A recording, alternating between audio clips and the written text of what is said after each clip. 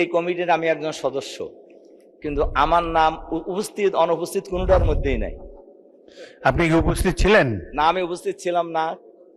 Point of order হলো এটাই আমার, যে সকাল 10টায় মিটিং, 10টা 19 মিনিটে মাননীয় সভাপতি এই কমিটির জয়নাল আবেদিন সাহেবের পিএস পরিচয়ে আমাকে ফোন করে যে স্যার আজকে তো মিটিং ছিল। তা আমি বললাম যে কিসের মিটিং? তো বলে যে বিশেষ কমিটির মিটিং। বললাম আমি তো আগের থেকে জানি না, আপনাকে মেসেজ দেওয়া হয়েছে।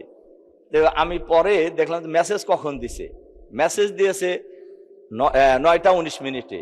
তো এরকম একটি গুরুত্বপূর্ণ কমিটির মিটিং এর খবর কি মেসেজে হয়? তাও আবার 9টা 19 মিনিটে 10টায় হলো মিটিং। তো আসলে আমার পক্ষে তো প্র্যাকটিক্যালি উপস্থিত হওয়া সম্ভব হয় নাই। বাংলাদেশ মেডিকেল বিশ্ববিদ্যালয় দ্বিতীয় সংশোধন বিল 2026 বিশেষ কমিটি কর্তৃক পরীক্ষিত রিপোর্ট আমি মহান জাতীয় সংসদে উপস্থাপন করছি। ত্রয়োদশ জাতীয় সংসদ 28শে জুন 2026 খ্রিস্টাব্দ বৈঠক উত্থাপিত বাংলাদেশ মেডিকেল বিশ্ববিদ্যালয় দ্বিতীয় সংশোধন বিল 2026 পরীক্ষা করে সংসদে রিপোর্ট প্রদানের জন্য সংসদ কর্তৃক বিশেষ কমিটিতে প্রেরণ করা হয়।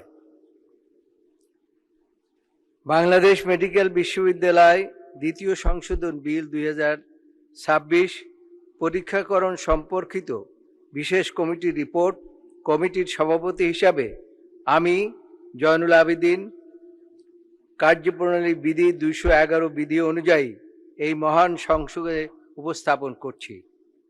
কমিটি 30/6/2026 খ্রিস্টাব্দ বৈঠকে মিলিত হয়ে বিলটি পুঙ্খানুপুঙ্খরূপে পরীক্ষা করে। বৈঠকে উপস্থিত থেকে কমিটির যে সকল মাননীয় সদস্য বিল পরীক্ষায় সক্রিয় অংশগ্রহণ করে অবদান রেখেছেন তারা হলেন: আমি নিজে জয়নুল আবেদিন 121 বরিশাল 3, সালাউদ্দিন আহমেদ 294, কক্সবাজার 1, মোহাম্মদ আসাদুজ্জামান 81, ঝিনাইদহ 1, মোহাম্মদ আব্দুল বারী 35, জয়পুরহাট 2, মোহাম্মদ নওশাদ জমির 1, পঞ্চগড় 1, ফারজানা শারমিন 58, নাটোর 1, মোহাম্মদ মুজিবুর রহমান 52, রাজশাহী 1 এবং জিএম নজরুল ইসলাম 108, সাতক্ষীরা 4।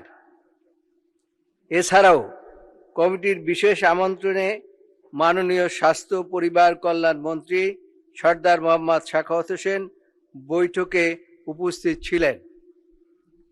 এই বৈঠকে উপস্থিত থেকে কমিটির রিপোর্ট প্রণয়নে সহায়তা প্রদান করার জন্য বিশেষ কমিটির মাননীয় সদস্যগণকে, মাননীয় স্বাস্থ্য পরিবার কল্যাণ মন্ত্রীকে আমি আন্তরিকভাবে ধন্যবাদ জানাচ্ছি। তাছাড়া স্বাস্থ্য পরিবার কল্যাণ মন্ত্রণালয়, আইন বিচার এবং সংসদ বিষয়ক মন্ত্রণালয় এবং জাতীয় সংসদ সচিবালয়ের সংশ্লিষ্ট কর্মকর্তা কর্মচারী, বিশেষ করে কমিটির সাচিবিক দায়িত্ব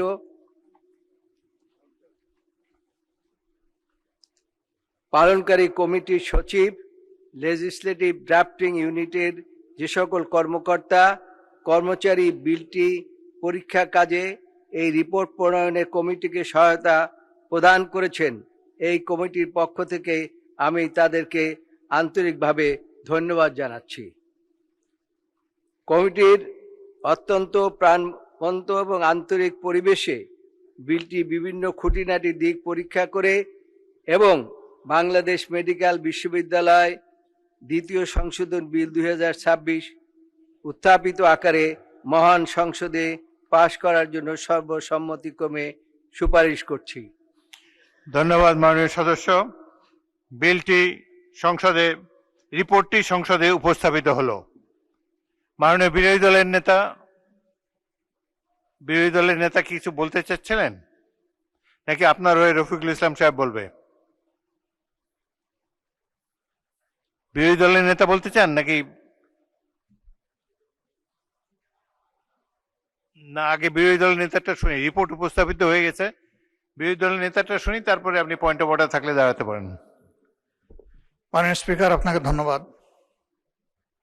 কার্যত দেশে একমাত্র টারশিয়ারি লেভেল হসপিটাল ছিল, যেটাকে আগে আমরা পিজি হসপিটাল বলতাম। পরবর্তী পর্যায়ে এটাকে বিশ্ববিদ্যালয়ে রূপান্তরিত করা হয়েছে এবং এই সংসদী নামের একটা অ্যামেন্ডমেন্ট করেছে। বর্তমানে এটা বাংলাদেশ মেডিকেল বিশ্ববিদ্যালয় নামে পরিচিত। এটি একটি অলাভজনক প্রতিষ্ঠান। স্বাস্থ্যসেবা পাওয়া জনগণের মৌলিক অধিকার এবং সারা দেশে কার্যত এখনো একটি, যদি আরো অনেকগুলা মেডিকেল বিশ্ববিদ্যালয় হয়েছে, তার কিছু একাডেমিক কার্যক্রম চলছে, কিন্তু স্বাস্থ্যসেবার কার্যক্রম সেরকম প্রতিষ্ঠিত হয়নি। এই অবস্থায় এটাকে যদি আমরা লাভজনক এবং অলাভজনক, এখানে বলা হয়েছে প্রফিট নন প্রফিট কনসার্ন, কিছু শেয়ারিং এখানে করা, যেখান থেকে ইনকাম জেনারেট করে এইটার প্রয়োজনেই ব্যবহার করা। যাদের এবিলিটি আছে তারা টারশিয়ারি লেভেল কিছু প্রাইভেট প্রতিষ্ঠান আছে, ওখানে চিকিৎসা নেই। আরো যাদের বেশি আছে তারা দেশের বাইরে চলে যায়, কিন্তু যাদের নাই তাদের ঠিকানা এটা। এখন যখন এখান থেকে এখানে কেউ ইনভেস্ট করবে এবং এখান থেকে প্রফিট জেনারেট করার ইচ্ছা থাকবে, স্বাভাবিকভাবেই চিকিৎসা ব্যয়টা বেড়ে যাবে।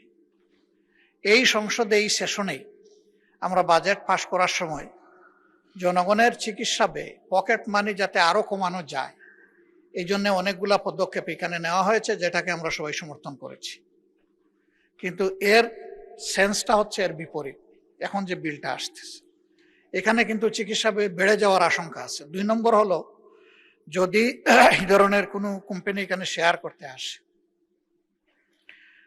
তাহলে আগামীতে কোনো ধরনের আনহেলদি কম্পিটিশনের পটেনশিয়াল রিস্ক আমরা উড়াই দিতে পারি না।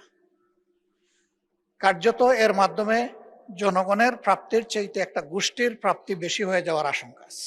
মাননীয় বিরোধী দলের নেতা, আপনি একজন খ্যাতিমান চিকিৎসক, এই বিষয়ে নিশ্চয়ই অনেক কিছু জানেন, অনেকের চেয়ে বেশি। বিলটি কেবলমাত্র উপস্থাপিত হয়েছে, পরে যখন বিবেচনার জন্য আসবে আপনাকে দীর্ঘ সময় দেওয়া হবে, তখন পুঙ্খানুপুঙ্খ বিশ্লেষণ করে নেবেন। ধন্যবাদ। জনাব রফিকুল ইসলাম, আপনি কি পয়েন্ট অফ অর্ডারে দাঁড়িয়েছেন? জি বলুন, মাইক দেন। স্পিকার, আপনাকে ধন্যবাদ। আমাদের বিশেষ কমিটির মাননীয় সভাপতি এই বিলটা এখানে উত্থাপন করেছেন এবং এই কমিটির আমি একজন সদস্য, কিন্তু আমার নাম উপস্থিত অনুপস্থিত কোনোটার মধ্যেই নাই। আপনি কি উপস্থিত ছিলেন? না, আমি উপস্থিত ছিলাম না। পয়েন্ট অফ অর্ডার হলো এটাই আমার, যে সকাল 10টায় মিটিং, 10টা 19 মিনিটে মাননীয় সভাপতি এই কমিটির জয়নাল আবেদিন সাহেবের পিএস পরিচয়ে আমাকে ফোন করে যে স্যার আজকে তো মিটিং ছিল। তা আমি বললাম যে কিসের মিটিং? তো বলে যে বিশেষ কমিটির মিটিং। বললাম আমি তো আগের থেকে জানি না, আপনাকে মেসেজ দেওয়া হয়েছে। তো আমি পরে দেখলাম যে মেসেজ কখন দিছে, মেসেজ দিয়েছে 9টা 19 মিনিটে।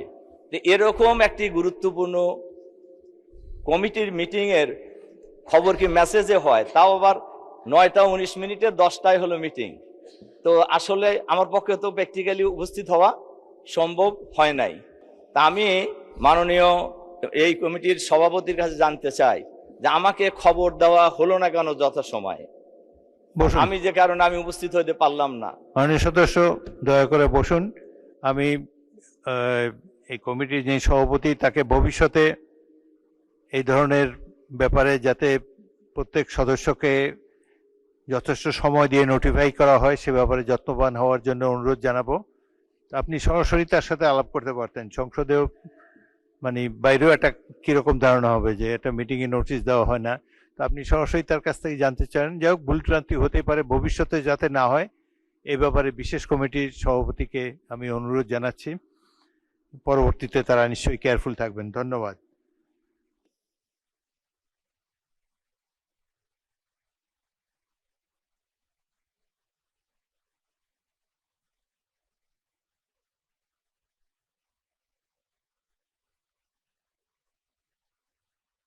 আপনার কনসার্নটাও নোটিফাইড, ভবিষ্যতের জন্য তারা যাতে কেয়ারফুল হয় এটা তো বলেছি। এখন তো আর ক্লক ব্যাক করে পিছনে যাওয়া যাবে না, মিটিং হয়ে গেছে, বাকিরা তো উপস্থিত ছিল। যাই হোক, আপনার ব্যাপারে হয়তো আপনাকে নোটিফাই করা হয় নাই, সেই জন্য আপনি প্রয়োজন হলে আপনার সরাসরি যোগাযোগ করবেন।